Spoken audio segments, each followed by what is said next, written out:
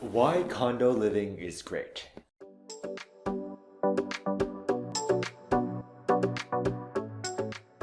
Hey folks, my name is Chris at Hauseit. Today we're going to talk to you about this interesting topic that a lot of first-time buyers are considering.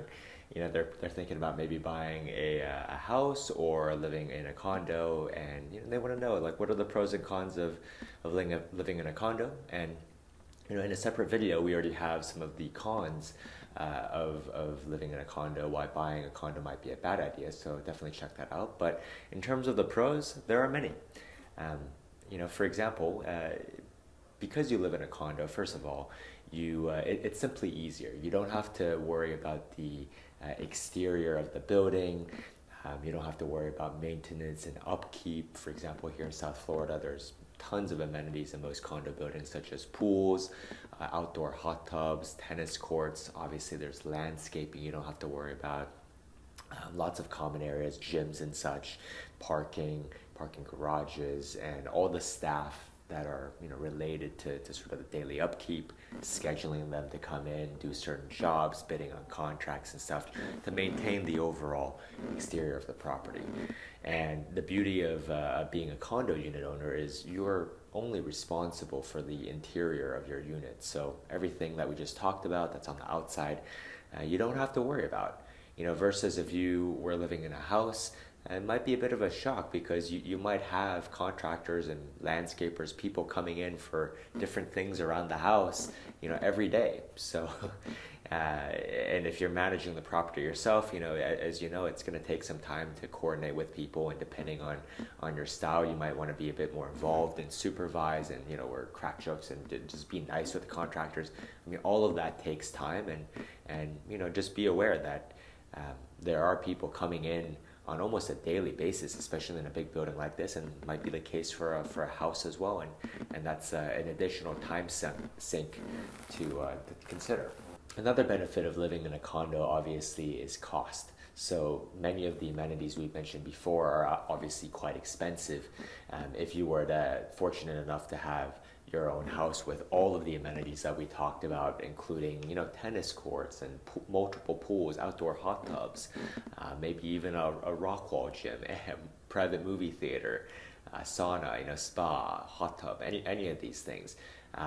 Obviously, it takes money, quite a bit of money to maintain, especially if you're going to be the only one using it. So one of the benefits of living in a condo is especially in a nicer luxury condo building where perhaps there aren't as many residents and the amenities aren't as crowded, you kind of get the benefit of having all of these semi-private amenities to yourself without having to maintain them personally. You can split the cost among sometimes hundreds of other residents, and they're usually not going to all be using it at the same time.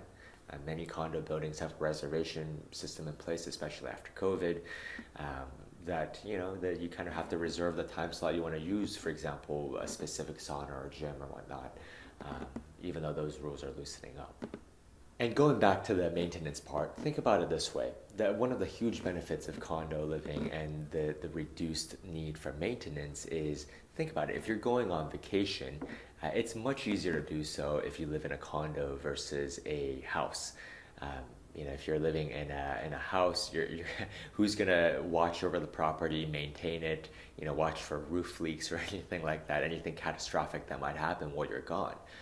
Versus with a condo, uh, the building is managed all the time with or without you there, so you can leave without worrying about a bad storm causing a leak and then you're gone for 2 weeks and it's causing massive water damage.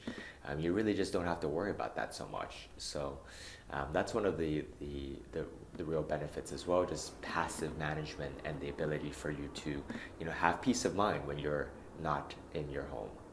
Another benefit of living in a condo perhaps is cost as well. So this actually can go both ways because, of course, there are some homeowners who really hustle, keep it very lean. Obviously, living in a house, you don't have to pay any common charges to yourself, but you are responsible for all the maintenance and upkeep. So perhaps someone who's skilled in the building trades, maybe someone who has a little bit of general contractor experience themselves, maybe they can sort of work with folks and really finagle and negotiate and keep their sort of maintenance costs low and lower than what they would pay in comparable common charges if they lived in a condo building.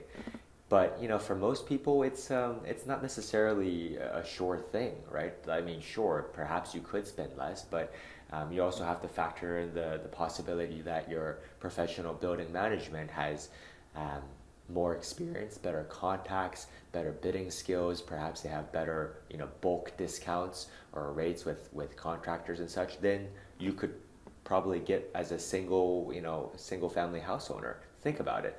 I mean, if you have an exterminator that you work with and they go to your single family house, well, you're the only customer who's going to be paying them for that trip versus if a condo building has a contract with an exterminator, for example, they could go there and work on 10, 20 different units potentially. They come once a month and the building notifies anyone who wants to book a visit to book it, and then they do it all at once. And plus this building manager might also be the building management company for multiple condos, so perhaps they can get a discount because of that.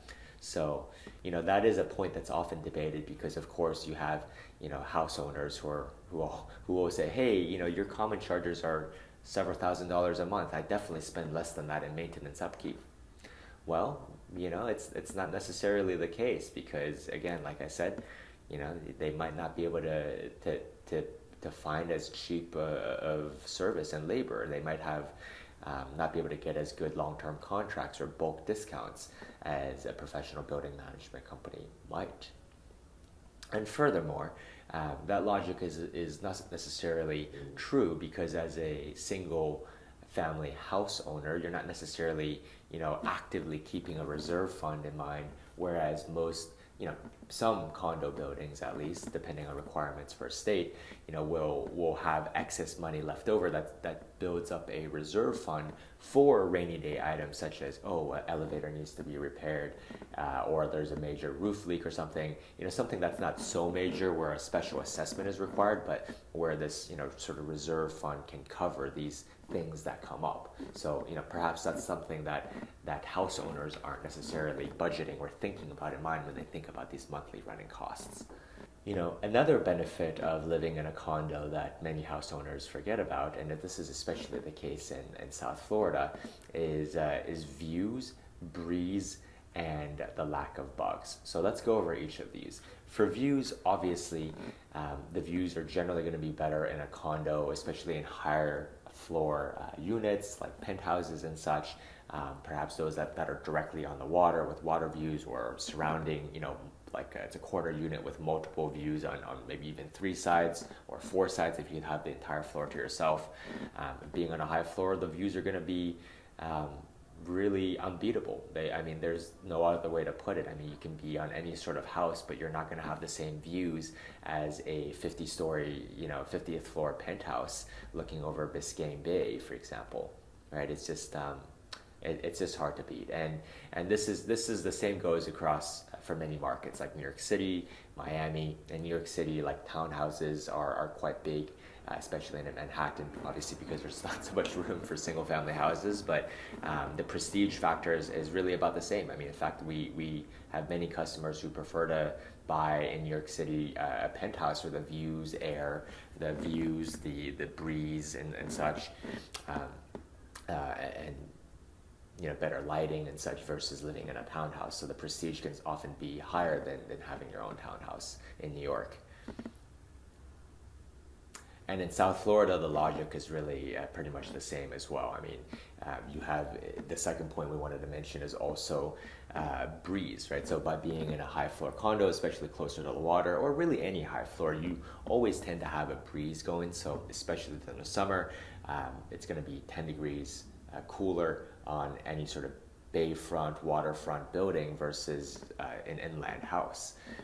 The temperature differential is pretty dramatic, and also if you are directly on the ocean front or bayfront on the waterfront, you're going to have this constant breeze that comes through and keeps things pretty fresh and cool. And The last benefit we'll mention as well is bugs. I mean, it doesn't really matter where you have a house. I mean, this is the same in upstate New York, which is very buggy, and of course you have you have bugs as well in South Florida. But we personally have never seen any of this being a problem in a high floor condo, and especially if you're much higher up in 30s, 40s, 50s, 60s, whatever it might be. It seems like bugs can't really even fly up that high. So, from what we've seen personally here, you don't really have any issues with bugs in a higher floor condo versus in a house.